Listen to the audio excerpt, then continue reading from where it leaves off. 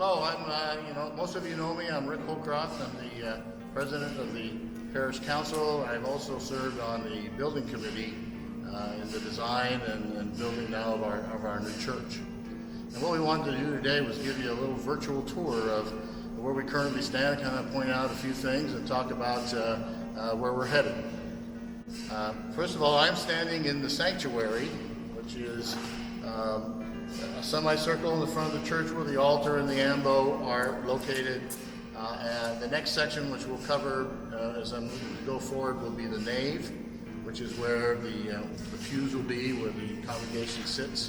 And then the entrance to the church is called the narthex. And so we'll move through the narthex, and then we'll move down to the lower level, and we'll talk about the parish offices and also the social hall. So first to talk about the sanctuary.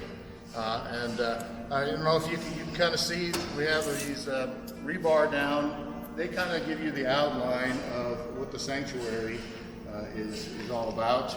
The sanctuary platform will be about 20 inches off the ground. It'll be a simulated white marble tile. There'll be 3 steps to come up to the platform from the main level. And this is about where the altar will be. The altar is 5 foot by 4 foot, a pretty good size marble top. And directly above the altar will be suspended our sanctuary crucifix. That crucifix will be a 12-foot wooden cross with a 6-foot bronze corpus. As many of you know, Michael Montag, a local artist, is doing the corpus for our crucifix, and he's also doing the Stations of the Cross, which we'll cover as we move through the church. Over here to the right will be the ambo, from which the lectors and the deacons will preach the Word of God. Over here to the left will be the presiding chairs, where the Father and the deacons will sit. And immediately behind them there will be a ramp that will accommodate wheelchairs, and they'll give handicap access up to the platform. Moving across here, this section will hold the tabernacle. The tabernacle will have doors on both sides so that the consecrated host will be available from the Adoration Chapel and also from the sanctuary. All around the tabernacle will be a textured glass, so you'll be able to see into the chapel. Over on the right will be the statue of Mary in that alcove, and then over onto the left side is a corresponding alcove for Joseph. Both Mary and Joseph are hand-carved, hand-painted wooden statues, already complete and being shipped from Italy, and they will be here in plenty of time for use in the church. Finally, over in this section will be where the servers sit, and the priest's table will be over in this area. So next we're going to move on behind through some of these other rooms. Immediately off to the left, this is just a storage room. But then more important here are our reconciliation rooms. We have 2 reconciliation rooms immediately off the chapel. So if you come to the chapel, prepare for reconciliation, have your reconciliation and forgiveness, and then move back into the chapel for your penance. And then this is the Adoration Chapel. Initially, these will be clear glass, but we hope in the future to have a stained glass in this area. The ceiling will be a dark blue with like star specks in the ceiling, so that should be quite inspiring. Again, we're going to bring over from the commons area, the commons chapel, the altar and the ambo and all the statuary from the old chapel, and use it in this new adoration chapel. So there will be some steps that go up again to the tabernacle, but then the altar will sit out here, and we'll have about 20, 25 seats.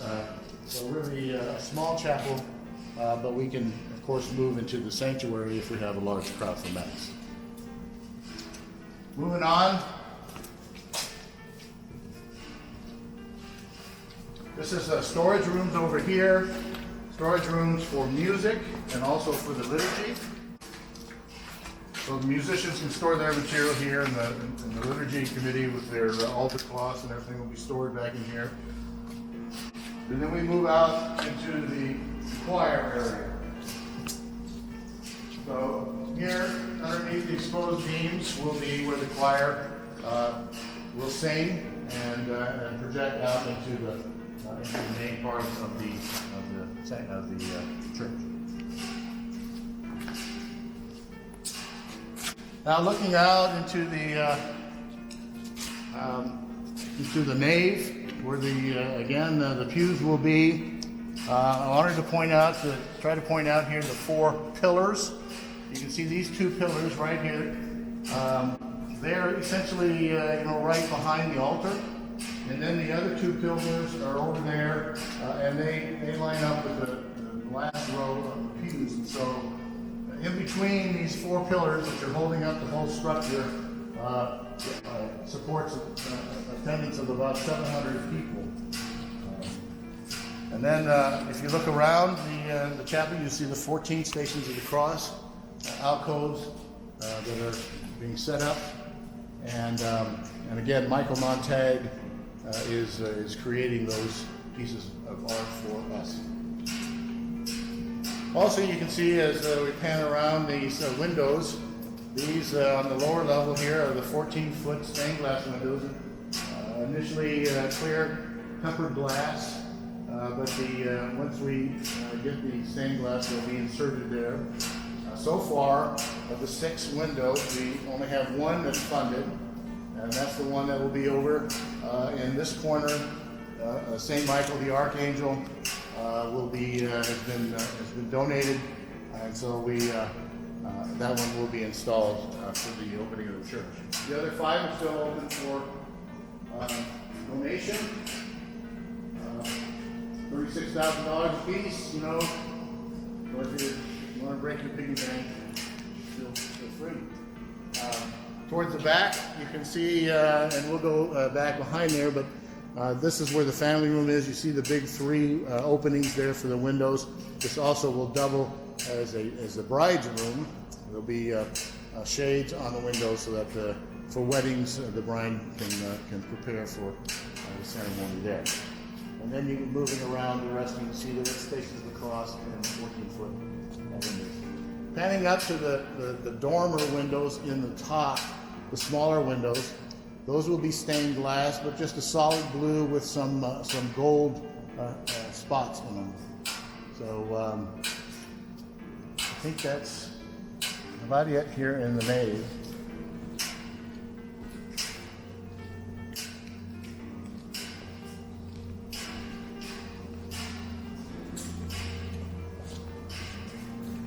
Looking into this area, it's a little hard to imagine. We'll have to do this again, of course, when we get further along, but there'll be essentially 4 doors that come into the nave. 2 doors on each side, and in the middle here will be our baptismal font. Okay, and it's quite a large font. It will support adult and baby baptisms. And there will be a radius semicircle glass coming from the middle there and curving into the narthex with a wave pattern in the glass. So we're looking forward to seeing that. But this will be the main entrance into the nave, and with the baptismal font here as symbol of entering the church. Moving into the narthex, again we have on the left here we have the family room, the bridal room, pretty good size. Of course, we'll have audio and visual here. And what's nice about this is it has its own restroom, so it'll be pretty nice. the school actually is taking on the project of decorating and providing the toys and the things that will be in the family room for the families to use. Over here, this is the sacristy. This is where the priests and servers, deacons prepare. Again, it has its own restroom, bathroom in the back. There will be a lot of cabinets in here for the vestments, and also there'll be a sink.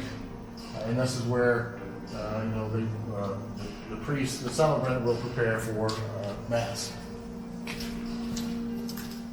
So then, moving on to the across the narthex. It's a little deceptive with all this equipment in here, but this is a pretty large space, and this will be all open. It'll be carpeted, and we will have little alcoves set up for people to sit and discuss.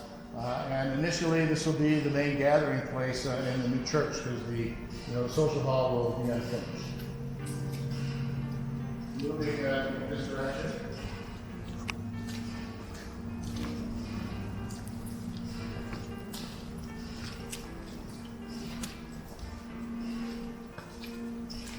So this would be on the left as you entered into the church.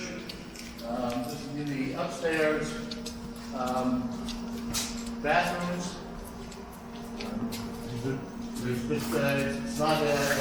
It's got, I don't know, 3 or 4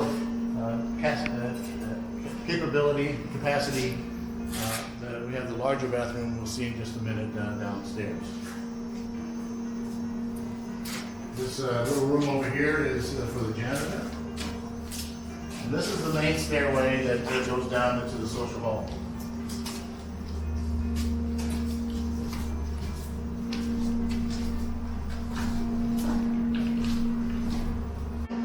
So we're on the lower level now, and I kind of wanted to walk through, if you were coming to visit the parish offices, Monday through Friday, how that would work.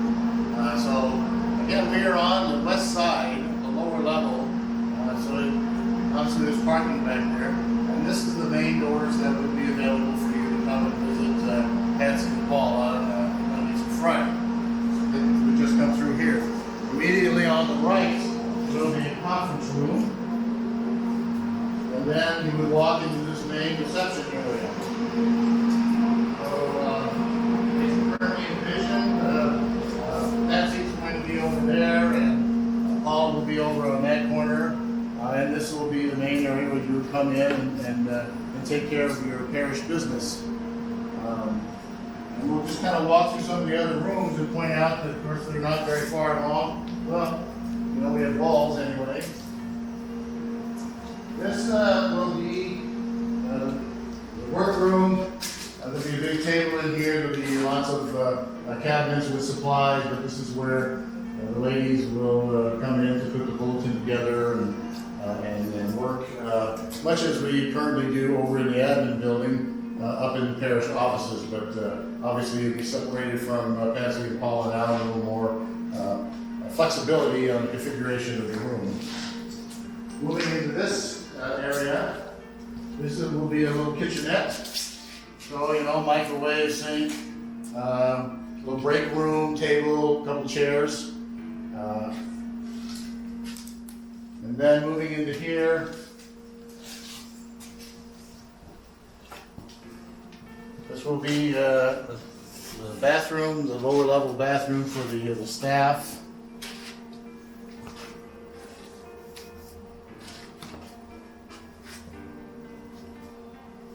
And now we're going to move into a number of offices. We'll start off with Father's because it's the biggest. This is Father Leo's office. It's got windows. Obviously, he'll have his desk, he'll have a pretty good sized little conference table with some chairs and a nice area to stretch out. So we'll move back here. The rest of these offices, we have a pretty good idea of who will be in them, but there's still a lot of coordination needs to be done. We don't know exactly who will be in those positions when we finish, and so. But this will be an office for the deacons, use.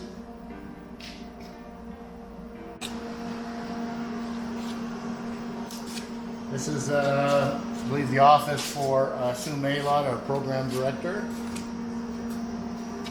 And then we will have a religious education, Mark White will be in there. We do have an office for a business manager if we hire one. I think in the interim we will we'll be using this as another small conference room. We have pretty good storage here for the filing cabinets.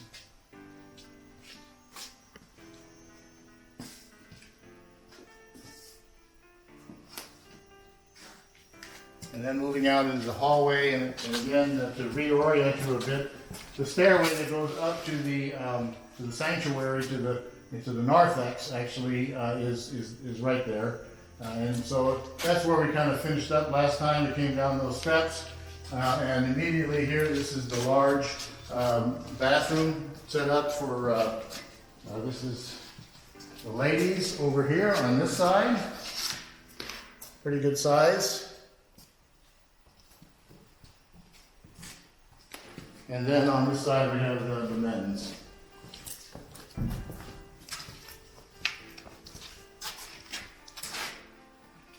Both sides will have lady changing stations.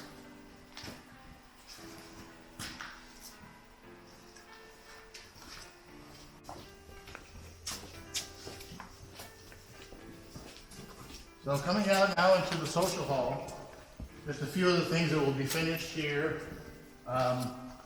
This will be the janitor's closet, which will have actually a washer and dryer in it.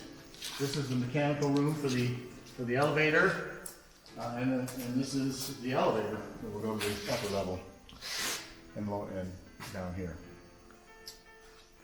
So now the rest.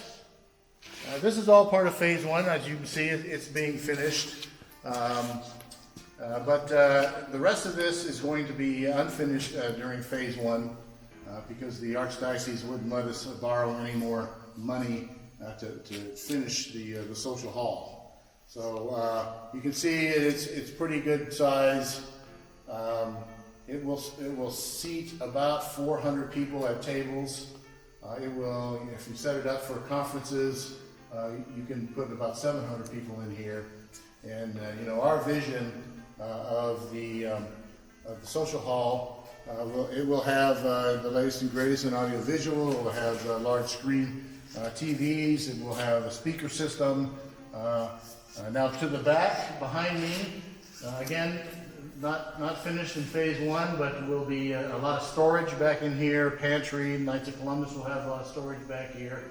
And then this area in here is the kitchen, and then we have serving area, and then out into the social hall.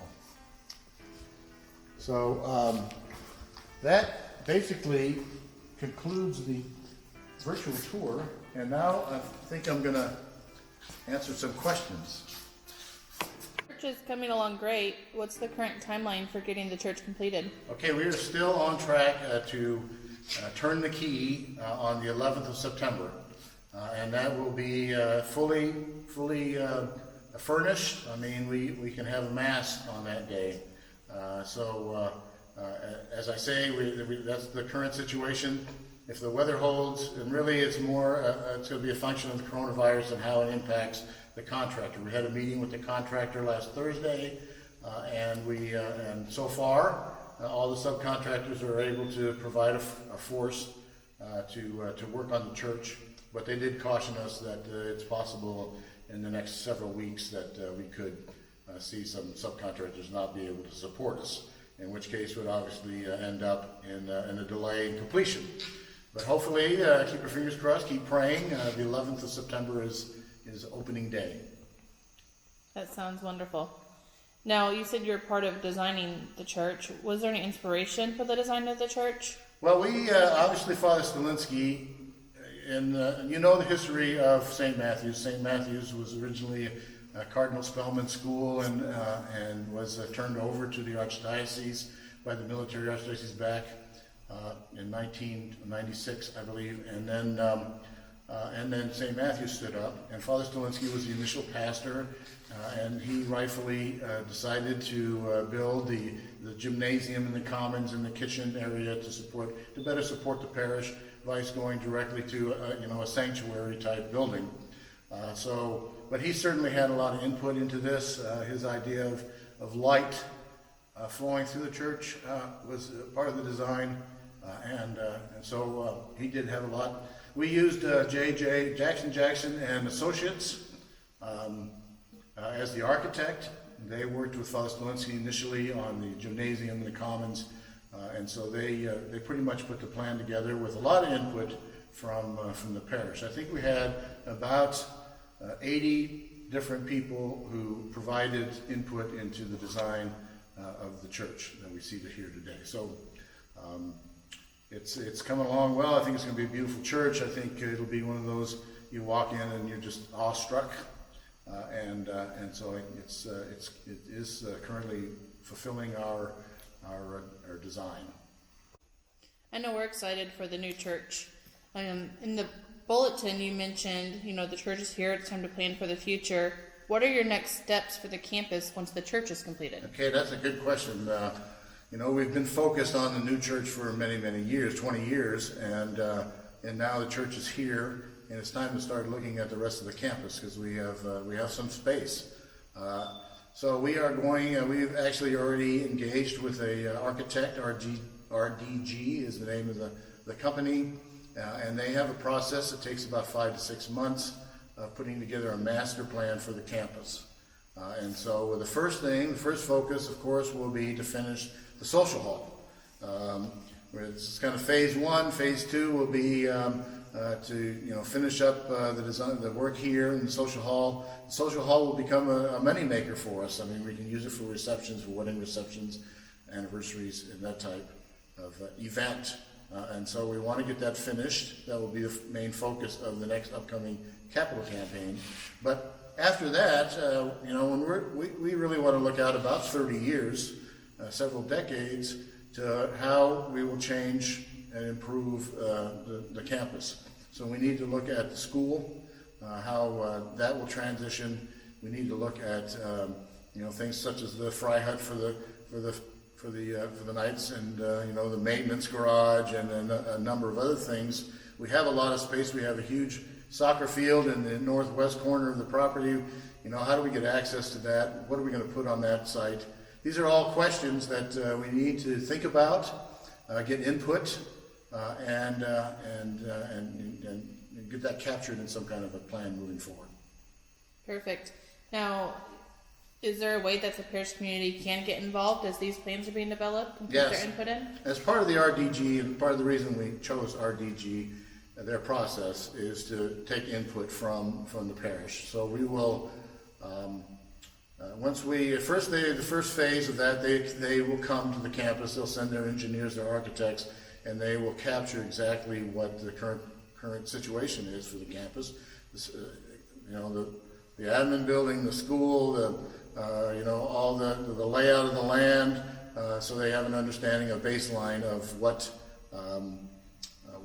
can be done. And then they will receive. We will have a number of workshops where parish folks will participate and give us their ideas of what they foresee as the future of the parish.